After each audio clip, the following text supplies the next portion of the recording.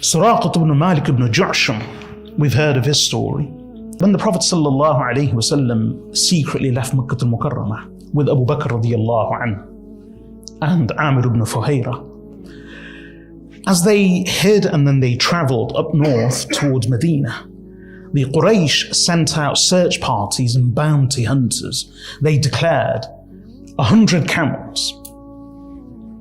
That's the equivalent of 100 brand new cars. So they placed a bounty on the head of Rasulullah sallallahu alayhi wasallam of 100 camels. So many people went. One of them was Suraqah ibn Malik ibn Ju'sham. He was a fierce Bedouin and tribal warrior. And he wanted the bounty all for himself. So he says, I was seated with my people, a group, and someone came to report that they had seen something. So he didn't want anyone to share the bounty. So he obfuscated the matter and slipped away from the group so that no one would accompany him. And then he grabbed his weapon, especially his spear and his horse, and he went in the direction of the Prophet sallallahu alaihi wasallam, Abu Bakr radiyallahu anhu, and his intention was to capture or kill the Prophet sallallahu alaihi wasallam.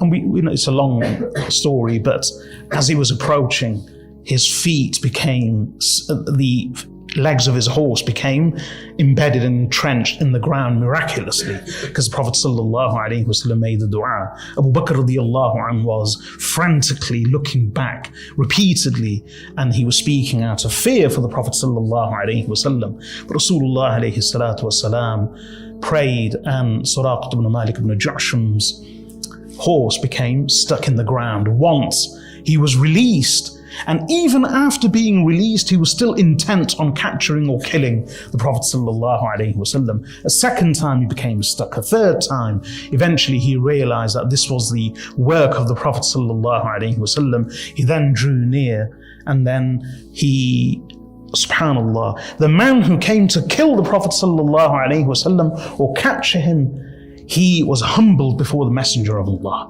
Even though he was the one on the horse, he was the warrior, he was the one with the weapons, and all the only people before him were Abu Bakr and Rasulullah sallallahu alayhi wasallam. Yet Suraqah ibn Malik ibn Ju'sham's heart was transformed, although strangely, he didn't embrace Islam straight away. He embraced Islam after a number of years. But he recognized the Prophet ﷺ. He asked him to write him a certificate of security. So Abu Bakr radiallahu anhu actually wrote it out for him. And this same Suraqah ibn Malik ibn Ju'sham, who went out to kill the Prophet ﷺ or capture him, years later, he was a Bedouin. And the Bedouin were regarded as being unrefined. So years later, and the Prophet ﷺ there, can you imagine, in the desert of Mecca, in the desert near Mecca, this man has come to capture him or kill him. He is defeated. And then on that occasion, the Prophet ﷺ says to him, O Suraqah, how will you be when you will wear the bangles of Khosrow, the emperor of Persia?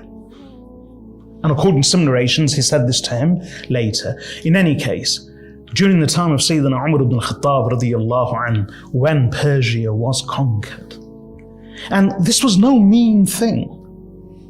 One non-Muslim author, in a very brilliant way, he describes the comparison of the Arabs, the companions, the Sahaba radiyallahu anhum, streaming out of Arabia, of the Arabian deserts, and conquering Persia and Rome.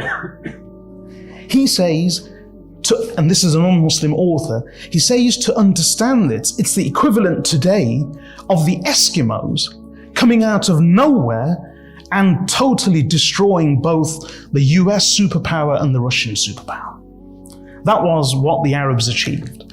So when, during the time of Sayyidina Umar ibn al-Khattab radiyallahu anhu, Khosrow's treasures, throne, his belts, his sash, and his crown were all conquered, and they were sent to Medina, Sayyidina Umar radiallahu anhu remembered the words of Rasulullah sallallahu alayhi wasallam to Suraqah ibn Malik ibn Ju'sham, and he summoned him and he said, "Oh Suraqah, come."